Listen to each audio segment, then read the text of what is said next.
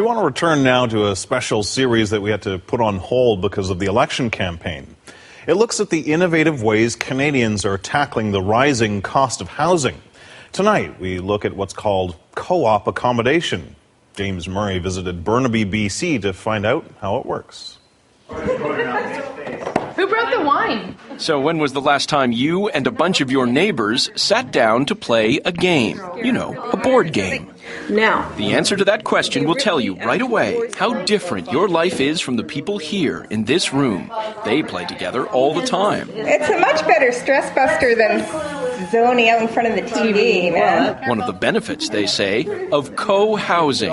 It turns the people next door into something more. Okay, I'm putting my name on there. Just ask Cheryl, a psychologist who spent years living on her own in a Vancouver condo, all the time thinking that too often we Canadians treat the people we live beside like strangers, like problems. We will do anything, phone the police, write the condo association, but do anything rather than actually get to know our neighbors and work out with them how we want to live together. And that's something we have here. That's because she lives here in Cranberry Commons, inside something that's pretty rare in Canada, a co-housing community.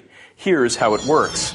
Of course, there are private residences here, townhouses, apartments, just like in any other development. They have their own kitchens, their own bedrooms, their own bathrooms. But it isn't what they have on their own that makes this place so different. It's what they share. This courtyard in the middle, for instance. Then there's the land around the development. And there are things like this great common room. It's open 24 hours a day to anyone who lives here. And there's more. There's space for a common garden, a common laundry room, places for kids to play, bookworms to read. The cost of hot water, even the internet is shared. There's a woodworking room, and every one of these spaces is designed so people can do things together. Helping out, hanging out. It's all voluntary, but our game players, they call themselves Cranberries, say it's central to how they live. And the last time I played it, I lost. Alex has lived here his whole life. A life filled with challenges, but his parents say co-housing makes it easier to deal with Alex's autism. Sometimes he can seem high-strung.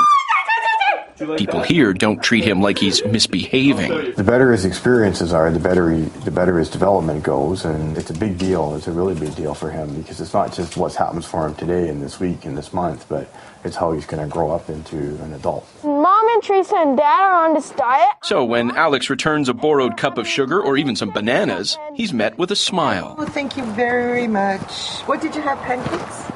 No, protein shakes. Oh, sounds good. Thank you. Whoops. 5-second rule. It's clear this kid is loved by more than just his parents. Almost everyone here puts something into the community and gets something in return. Ian handles car repairs. Someone else manages the recycling. June is 87 years old. She helps reupholster the chairs. Sit her down in one and she'll tell you that living here is better than a senior citizens complex. They'll help you, and if there's a lot of snow, they'll ask me if they can pick up something for me from the store. It's a wonderful way to spend the last years of your life. I'm so thankful. The Cranberries say their way of living just makes sense. Usually, to put up a development, you need a developer, someone to build the actual building, then sell pieces of it off, chunk by chunk, to buyer after buyer for a profit. Throw in a couple of glitzy attractions like a swimming pool or a gym to rake in the buyers.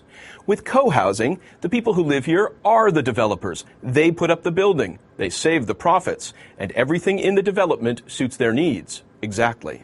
Here, that means space for a community to flourish. This advocate and co-housing consultant lives at Cranberry Commons. Having more connection with your neighbors, loving more, is going to create a better quality of life. It seems like there could be one of these in every community of the country. Why isn't there? It's very difficult to find land that will accommodate this that isn't already owned by a developer. In a country like Canada's shortage of land? Isn't that amazing? There are a few new co-housing communities in the works, and a few dozen already running. Windsong in Langley, BC, is one of Canada's oldest examples. Back at the Commons, soup's on. Actually, soup's gone.